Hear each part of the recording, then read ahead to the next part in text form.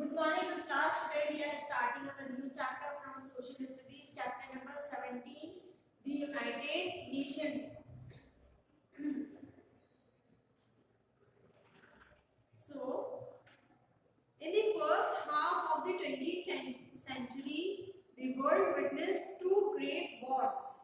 तो 20th century में जो वर्ल्ड है उसने दो बड़ी वॉर्स देखी, world war 1 and world war 2. Nearly the whole world was involved in these wars. तो लगभग पूरी जो दुनिया थी वो इन वॉर्स के अंदर इन्वॉल्व थी. The first world war in 1914. तो जो पहली वर्ल्ड वॉर थी वो 1914 में स्टार्ट हुई और 1918 में वो वॉर खत्म हुई. It was a very destructive war in which lots of destruction took place. तो वो जो वॉर थी वो बहुत ही ज्यादा खतरनाक वॉर थी और उस वॉर के अंदर कई लोग मरे और बहुत ही ज्यादा तबाही उसने मचाई. To prevent a repeat, an organization called the League of Nations was formed in 1920. तो ऐसा दोबारा ना हो इसलिए क्या किया गया कि एक लीग बनाई गई, एक ऑर्गेनाइजेशन बनाई गई जिसका नाम रखा गया लीग ऑफ नेशन. और 1920 में ये ऑर्गेनाइजेशन बनाई गई to bring back peace and prevent further wars among countries. तो ये ऑर्गेनाइजेशन क्यों बनाई गई? ताकि सुकून और शांति जो है वो दुनिया में लाई जाए और ऐसी वॉर्स रिपीट ना हो. But it failed to achieve its purpose and people had to face the second world war. मगर क्या हुआ कि ये जो ऑर्गेनाइजेशन है ये इस पर्पस को पूरा नहीं कर पाई और जो दुनिया है उसे जो दुनिया है और जो लोग थे उन्हें दूसरी वर्ल्ड वॉर फेस करनी पड़ी. The second world war was started in 1939. Second world war जो है वो 1939 में शुरू हुई और 1945 में ये वर्ल्ड वॉर खत्म हुई. More destructive than the first one. और ये जो सेकेंड वर्ल्ड वॉर थी ये फर्स्ट वर्ल्ड वॉर से भी ज्यादा भयानक और खतरनाक साबित हुई और इसने फर्स्ट वर्ल्ड वॉर से भी ज्यादा तबाही मचाई. A huge number of people died and many more were crippled. और कई लोग जो थे वो इस वर्ल्ड वॉर के अंदर मारे गए और कई जख्मी भी हुए. Many countries has developed atom bombs which caused further destruction. और कई ऐसी कंट्रीज थी जिन्होंने एटम बॉम्ब्स तैयार करे जिन्होंने इस वर्ल्ड वॉर में और भी ज्यादा तबाही मचाई. In 1945, 2 atom bombs were dropped on the cities of Hiroshima and Nagasaki. तो 1945 में 2 एटम बॉम्ब जो थे वो गिराए गए, एक हिरोशिमा में और एक नागासाकी में जो कहाँ है जापान में. हिरोशिमा और नागासाकी में ये बॉम्ब्स गिराए गए resulting in great loss of innocent lives and complete destruction of the 2 cities. और इन बॉम्ब्स की वजह से कई मासूम लोग जो थे वो मारे गए और ये दोनों जो सिटीज थी वो पूरी तरीके से तबाह और बर्बाद हो गई थी. वहां पर कुछ भी नहीं बचा था. Birth of United Nations. After this war, many nations of the world wanted an organization which would ensure that such destructive wars do not take place in future. तो इस वॉर के बाद कई कंट्रीज जो थी सभी कंट्रीज जो थी वो ये चाहती थी कि एक ऐसी ऑर्गेनाइजेशन तैयार की जाए जो आगे ऐसी वॉर्स को जो हमें आगे ऐसी वॉर्स से बचा सके ताकि फ्यूचर फ्यूचर में ऐसी वॉर्स ना हो। So, representative of 51 countries including USA, the Soviet Union, Great Britain, France, China,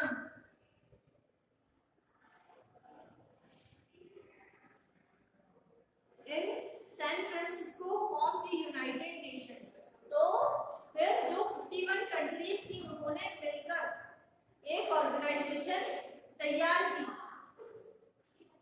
जिसको कहा गया द यूनाइटेड नेशन, जिस ऑर्गेनाइजेशन को कहा गया द यूनाइटेड नेशन ऑर्गेनाइजेशन। तो ये ऑर्गेनाइजेशन जो है वो 26 जून 1945 में बनाई गई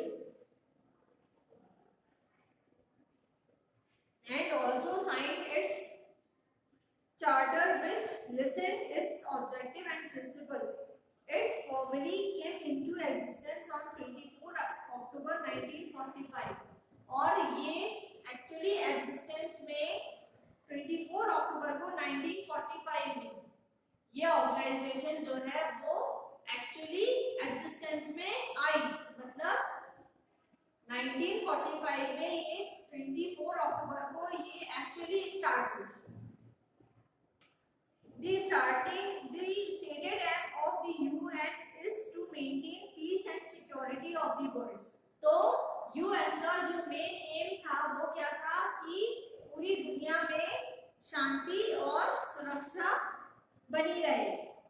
It does so by promoting friendly relations between countries and helping them in solving their mutual disputes. तो और वो ऐसा कैसे करते थे कि जो कंट्रीज थी उनके बीच में रिलेशन बना के रखते थे और उनके जितने भी डिस्प्यूट्स होते थे उन्हें सॉल्व करते थे। The United Nation is headquarters in New York में इसका जो हेडक्वार्टर है, इसका यूनाइटेड नेशन का जो हेडक्वार्टर है वो न्यूयॉर्क में है, यूएस में। The Nobel Peace Prize was awarded jointly to UN and its Secretary General Kofi Annan in 2001। तो यूनाइटेड नेशन को और इसके सेक्रेटरी जनरल कोफी अन्नान को 2001 में नोबेल पीस प्राइज दिया गया for their work for a better organised and a more peaceful world, ताकि वो और ज्यादा ऑर्गेनाइज्ड रह सके और ज्यादा दुनिया में शांति बनाए रखे। Objectives of United Nation. तो यूनाइटेड नेशन के ऑब्जेक्टिव्स क्या क्या थे? क्या ऑब्जेक्टिव्स है यूनाइटेड नेशन के? First is to work for peace and security of the world. तो जो दुनिया है उसमें सिक्योरिटी बनाए रखे और वहां पर पीस बनाए रखे and save the future generation from further Wars, और आगे वाली जो जनरेशन है उन्हें इन वॉर से बचा सके। To encourage a spirit of friendly relation and cooperation among nations, जो नेशंस है उनके बीच में कोऑपरेशन बनाया जा सके और फ्रेंडली रिलेशनशिप्स और कोऑपरेशन जो है वो नेशंस के बीच में बनाए रखे। To promote human rights and freedom for all, जो ह्यूमन राइट्स है उन्हें इनकरेज करता है और सभी की आजादी के लिए इनकरेज करता है। To solve economic, social, culture and human problems, तो जितनी भी प्रॉब्लम्स हैं, जो सोशल प्रॉब्लम्स है या इकोनॉमिक प्रॉब्लम्स है नेशन की, उन सभी को ये पीसफुली सॉल्व करे। To remove difference based on race, religion, language and sex among the people. तो और क्या करता है कि जो रेस है, रिलीजन्स है,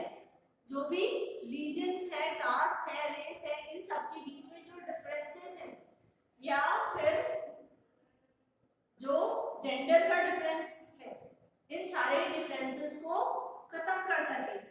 to assist in these task and coordinate the actions of nation to attain these common goals, और इन सभी गोल्स को जो है वो अटेन कर सके। Universal declaration of human rights. The Universal Declaration of Human Rights was adopted by the United Nations on 10 December 1948. तो Universal Declaration of Human Rights जो है ये चीज ये यूनाइटेड नेशन ने अडॉप्ट की है। कब करे? 10 दिसंबर 1948। 10 दिसंबर 1948 में जो ह्यूमन राइट्स थे वो यूनाइटेड नेशन ने अडॉप्ट करे। This day is observed as human right day. तो इस दिन को पूरे वर्ल्ड में ह्यूमन राइट डे के नाम से सेलिब्रेट किया जाता है। It express the right in which all human beings are inherited entitled. तो इसके अंदर ह्यूमंस के जितने भी राइट्स हैं जो उन्हें मिलने चाहिए उन्हें इसके अंदर बताया गया। Right to live a free citizen. तो एक आजाद सिटीजन की तरह उन्हें लाइफ मिले। Right to equality before the law. तो लॉज में ये चीज भी होनी चाहिए कि जो ह्यूमंस हैं उन सबको एक बराबर माना जाए। लॉ के अंदर जो ह्यूमंस हैं उन सबको एक बराबर माना जाए। Right to freedom of worship. और जो भी जिस रिलीजन में जाना चाहता है, जिसे वर्शिप करना चाहता है, उसे उस चीज की पूरी फ्रीडम मिलनी चाहिए। Right to freedom of thoughts. आपको इस चीज की आजादी मिलनी चाहिए ह्यूमंस को कि वो जो भी चाहे वो उस चीज को सोच सके। Freedom to right to freedom of speech and writing. तो ह्यूमंस को ये राइट मिलना चाहिए कि वो फ्रीली कुछ भी लिख सके या फ्रीली कोई भी स्पीच वो दे सके। Right to travel anywhere in the world.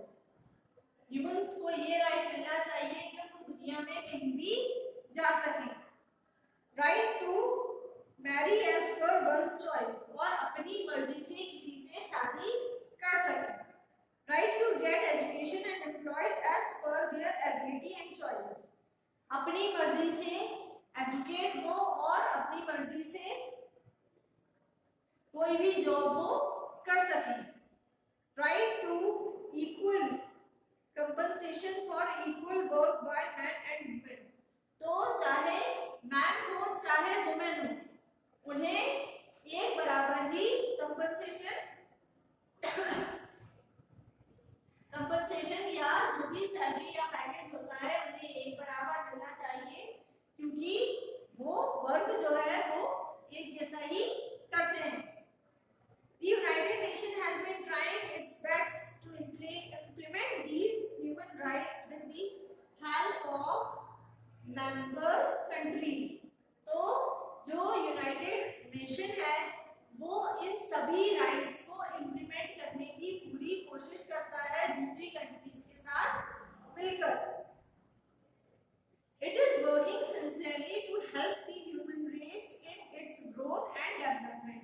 तो यूनाइटेड नेशन जो है वो अपना काम बहुत ही पीसफुली करता है ताकि जो वर्ल्ड में जो भी रेस है उसे ग्रोथ मिल सके और जो भी कंट्रीज हैं उनका अच्छे से डेवलपमेंट हो सके। UN flag. The UN flag consists of its official emblem in which on light blue background the emblem is surrounded by twin olive branches, a symbol of peace. तो यूनाइटेड नेशन का जो flag है उसमें जैसा उसका flag है उसमें क्या किया गया है, उसमें बैकग्राउंड जो है वो ब्लू कलर का दिया गया है और दो ऑलिव की ब्रांचेस उसमें बनाई गई हैं, दो ऑलिव की ब्रांचेस उसमें बनाई गई हैं और बीच में उन्होंने एक सर्कल है जो किस चीज को सिंबलाइज कर रहा है, पूरे वर्ल्ड को सिंबलाइज कर रहा है और उसके आउटसाइड दो ऑलिव ब्रांचेस हैं जो क्या शो करती है, पूरे वर्ल्ड में पीस को, जो किस चीज का सिंबल है, ऑलिव ब्रांचेस पीस का सिंबल है। UN language. The UN language has 6 official languages which are used in intergovernmental meetings. तो UN की जो लैंग्वेजेस है यहाँ पर मेन 6 लैंग्वेजेस का यूज होता है जो इंटर गवर्नमेंट मीटिंग्स में यूज की जाती है। मतलब दूसरे नेशंस के साथ जब मीटिंग्स होती हैं तो इन लैंग्वेजेस के थ्रू वो मीटिंग्स होती हैं और यही लैंग्वेजेस उनके डॉक्यूमेंट्स में भी यूज की जाती है। These languages are Arabic, Chinese, English, French, Russian and Spanish. जो लैंग्वेजेस यूज की जाती है वो कौन कौन सी हैं? अरेबिक है, चाइनीज है, इंग्लिश है, फ्रेंच है और रशियन और Spanish. Now achievement of UN. अब यूएन का अचीवमेंट क्या है? The greatest achievement of the United Nations is that it helped prevent the repeat of world wars. तो इसका मेन अचीवमेंट क्या है कि यूनाइटेड नेशन के बनने के बाद क्या हुआ कि इसने जो है वो वर्ल्ड को दोबारा वॉर से बचाया और ऐसी वर्ल्ड वॉर्स को दोबारा रिपीट नहीं होने दिया। The UN and its agencies are working with almost every country in the world. तो UN की जो एजेंसीज है वो वर्ल्ड की सभी कंट्रीज के साथ मिलके वर्क कर रही हैं। Its focus is more on regions affected by wars, civil strife, poverty, drought और famine. तो ये जो यूएन ऑर्गेनाइजेशन है इसका मेन फोकस किस पे रहता है कि वो कंट्रीज या वो सिटीज जो वॉर की वजह से इफेक्ट हुई हैं, वो कंट्रीज या वो सिटीज जो वॉर की वजह से इफेक्ट हुई हैं या जहाँ पर सिविल स्ट्राइक हुआ है, या जहाँ पर गरीबी है, सूखा है या फिर फेमाइन है और या फेमाइन बोले या फिर ड्रॉट। तो फेमाइन और ड्रॉट ऐसी जगहों पर जहाँ पर फेमाइन है, मतलब उन्हें प्रॉपर्ली खाने पीने को नहीं मिल रहा है ना, और ड्रॉट का होता है जहाँ पर सूखा पड़ गया। तो ऐसी जगहों पर या ऐसी कंट्रीज में तो इन सब चीजों पे यूनाइटेड नेशन का फोकस रहता है। It encourages research in disease prevention and environmental conservation. और ये किस चीज को इनकरेज करता है कि जो भी बीमारी है उससे कोई भी किसी तरीके से उससे प्रिवेंशन, उससे बचाव के लिए इनकरेज करता है। किसी भी बीमारी से बचाव के लिए या उसका प्रिवेंशन हो, उससे बचाव के लिए इनकरेज करता है और एनवायरनमेंट जो है हमारा उसे बचाने के लिए इनकरेज करता है। It is being successful in reducing hunger. तो ये जो है सक्सेसफुल हुआ है यूनाइटेड नेशन किसमें? जो भूखे लोग हैं उन्हें फूड प्रोवाइड करने में और इलिटरेसी को दूर करने में, या डिजीजेस जो फैल रही हैं डिजीजेस जो फैल रही हैं वर्ल्ड में उन्हें रोकने में। It also played an important role in arms control, particularly in preventing the use of destructive weapons. और ये इसने क्या करा है, एक इम्पोर्टेंट रोल प्ले करता है आर्म्स को भी कंट्रोल करने में। जो आर्म्स कंट्रोल करने से मतलब है कि particularly in preventing the use of, ताकि लोगों को डिस्ट्रक्टिव वेपन्स का यूज करने से रोका जाए।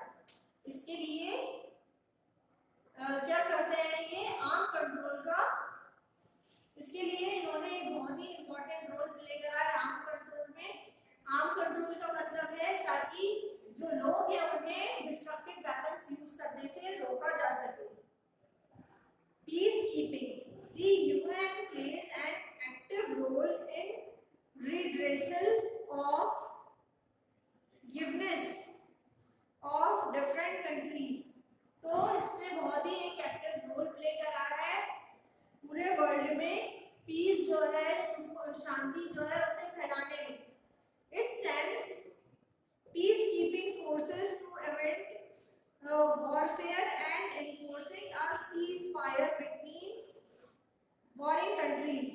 तो ये जो है वो क्या करती है, अपने पीस कीपर्स को भेजती है, अपनी पीस कीपिंग फोर्सेस को भेजती है ताकि जो वॉर्स हो रही हैं, जो वॉर्स हो सकती है या हो रही हैं उन्हें रोका जा सके और दोनों कंट्रीज जो है उनके बीच में सीज फायर करवाया जा सके।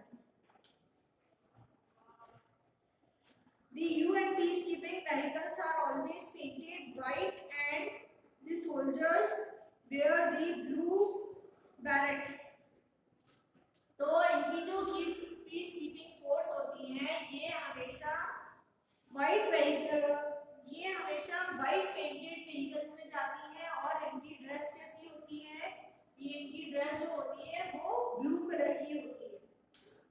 The soldiers for the peacekeeping forces are contributed by the member countries.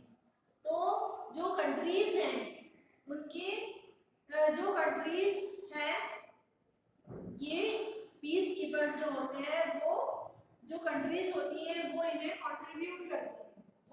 Contribute करती हैं इन पीस कीपर्स को। मतलब जितने भी कंट्रीज इसकी मेंबर्स हैं ये जो भी पीस कीपर्स होते हैं ये फोर्सेस जो हैं वो उन्हीं लोगों की फोर्सेस के मेंबर्स होते हैं, उन्हीं कंट्रीज के मेंबर्स होते हैं। These soldiers not only serve their own country but also serve the people of the world.